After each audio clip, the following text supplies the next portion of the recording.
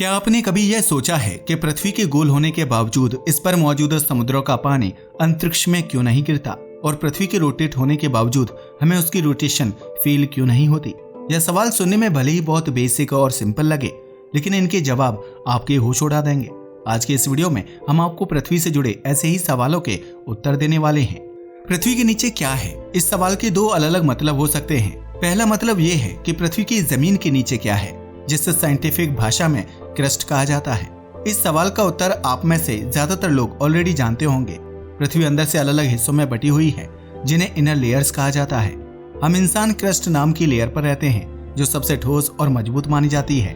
Crust के नीचे जितनी भी लेयर्स मौजूद हैं, उनका तापमान बहुत ही ज्यादा है और प्रैक्टिकली उन तक पहुंचना हमारे लिए बहुत ही मुश्किल है।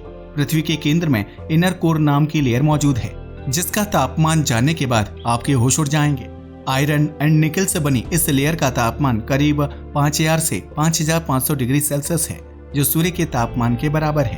पहले के समय में लोग ऐसा मानते थे कि पृथ्वी का इंटीरियर पूर्ण रूप से पानी से बना हुआ है। ऐसा इसलिए था क्योंकि उनके पास पृथ्वी के अंदरूनी हिस्से को जानने के लिए उचित साइंटिफिक टेक्नोलॉजी नहीं थी। आज हम कई सारी स्टडीज एंड रिसर्चेस के द्वारा यह प्रूव कर सकते हैं कि पृथ्वी के अंदर कौन कौन से एलिमेंट्स मौजूद हैं और उनका तापमान कितना है। The Kola super deep borehole. अब आप में से कुछ जिज्ञासु लोगों के दिमाग में ये सवाल आ रहा होगा कि क्या हो अगर हम पृथ्वी को खोदते खोदते इनर कोर तक जाने की कोशिश करें। खैर, मैं आपकी जानकारी के लिए बता दूं कि अतीत में ऐसा ऑलरेडी किया जा चुका है। रूस में कोला सुपर डीप बोरहोल नाम का एक गड्ढा मौजूद है, जो इंसानों द्वारा बनाया गया आज तक का सबसे गहरा गड्ढा है। आपको जानकर हैरानी होगी कि इस गड्ढे की गहराई 12,262 मीटर है, जो किसी भी दूसरे आर्टिफिशियल गड्ढे के मुकाबले बहुत अधिक है।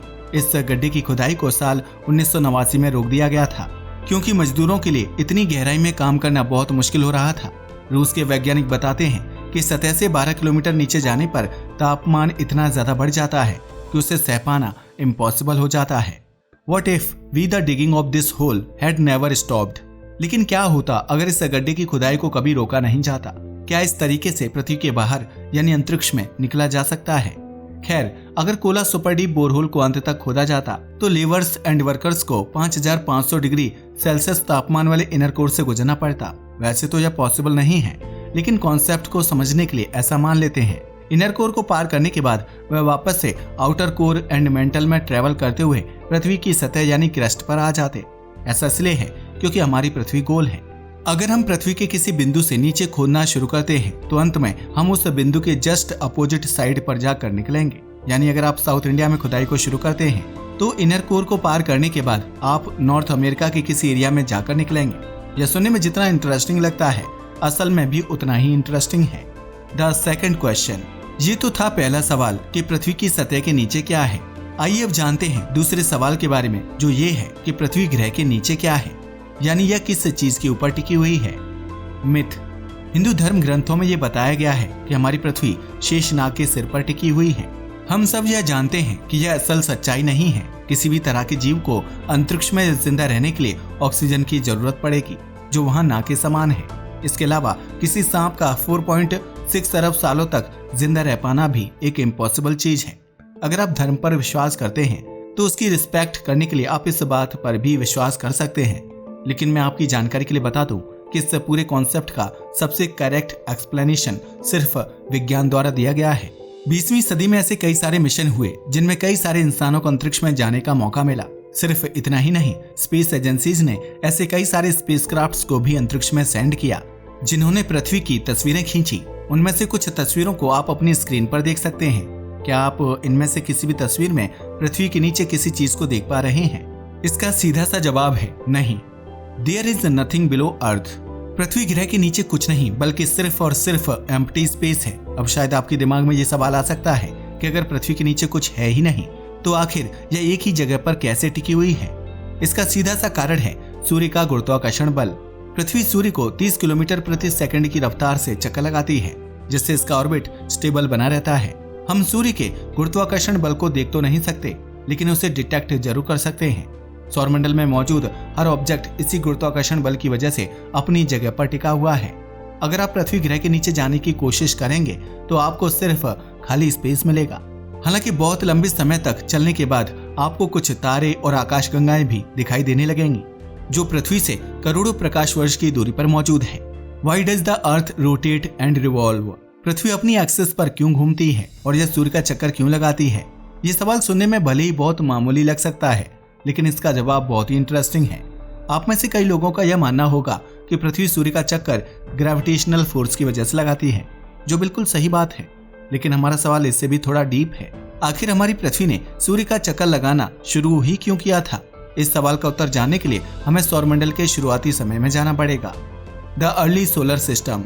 हमारी सौरमंडल की शुरुआत आज से 4.6 अरब साल पहले हुई थी। उस समय सौरमंडल की जगह एक बहुत बड़ा धूल और गैस से बना हुआ बादल मौजूद हुआ करता था, जिसे वैज्ञानिक आज द सोलर नेबुला के नाम से बुलाते हैं।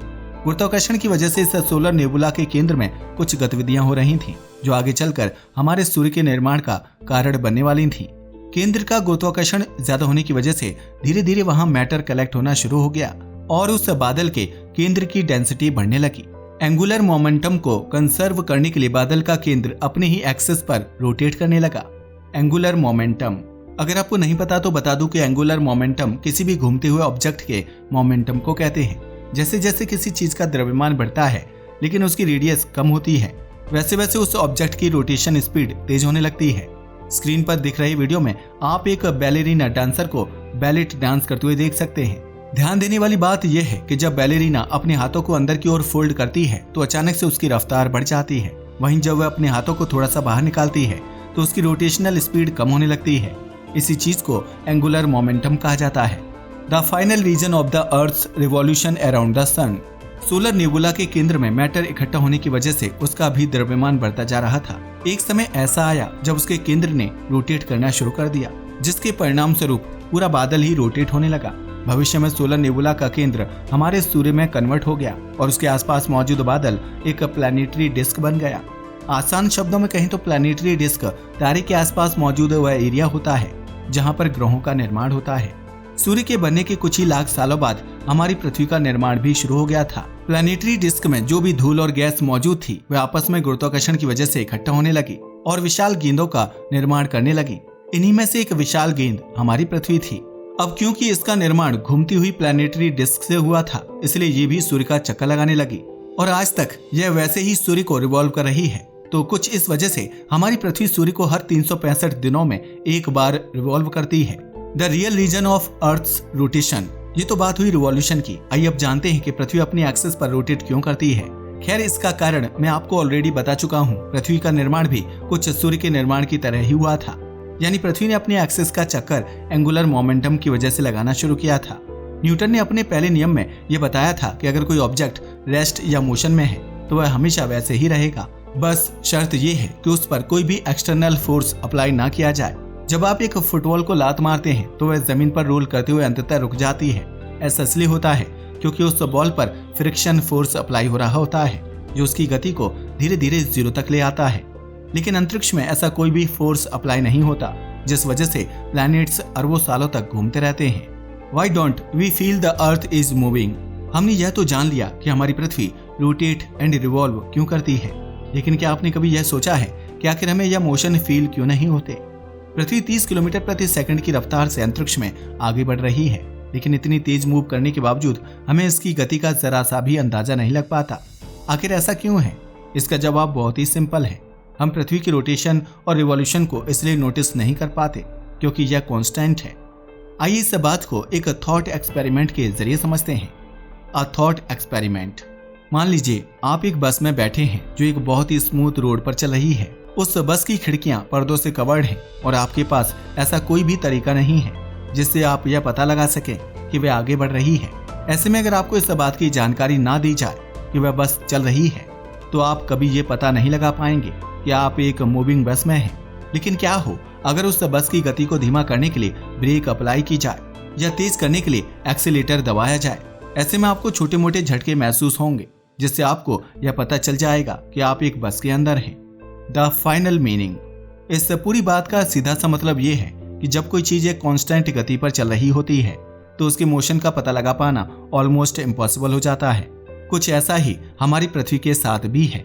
पृथ्वी एक कांस्टेंट स्पीड पर सूर्य का चक्कर लगाती है जिस वजह से हमें उसके रिवॉल्यूशन के बारे में पता नहीं चल पाता। कुछ ऐसा ही रोटेशन के केस में भी होता है। पृथ्वी अपनी धुरी पर एक कांस्टेंट गति से घूम रही है और ऐसे में उसकी रोटेशन के बारे में पता लगाना बहुत ही मुश्किल है। Proofs of rotation in everyday life. हालांकि ऐसे कई सारे तरीके हैं जिनसे हमें यह पता चलता है कि हमारी पृथ्वी रोटेट कर रही है। इसका सबसे अच्छा उदाहरण है दिन और रात की प्रक्रिया। हमारी पृथ्वी पर दिन और रात इसलिए होते हैं क्योंकि पृथ्वी अपने एक्सिस पर घूम रही है। पृथ्वी का जो हिस्सा सूर्य के सामने होता है वहाँ दिन होता है और जो हिस्सा सूर्य के पीछे होता है वहाँ रात होती है। इन दोनों हिस्सों के बीच के हिस्से को टर्मिनेटर लाइन कहा जाता है और वहाँ पर शाम होती है, यानी ना दिन और ना ही रात बल्कि इन दोनों के बीच का समय।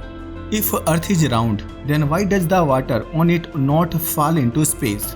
अगर हमारी पृथ्वी गोल है तो उसके निचले हिस्से में मौजूद पानी अंतरिक्ष में क्यों नहीं गिरता। यह सवाल बहुत ही इंटरेस्टिंग है और कुछ सालों पहले इससे जुड़े कई सारे वीडियोस भी इंटरनेट पर वायरल हुए थे। इस सवाल का सीधा सा उत्तर है गुरुत्वाकर्षण, द एस्केप वेलोसिटी। हमारी पृथ्वी का गुरुत्वाकर्षण बल इस पर मौजूद चीजों को केंद्र के नजदीक खींचने की कोशिश करता है।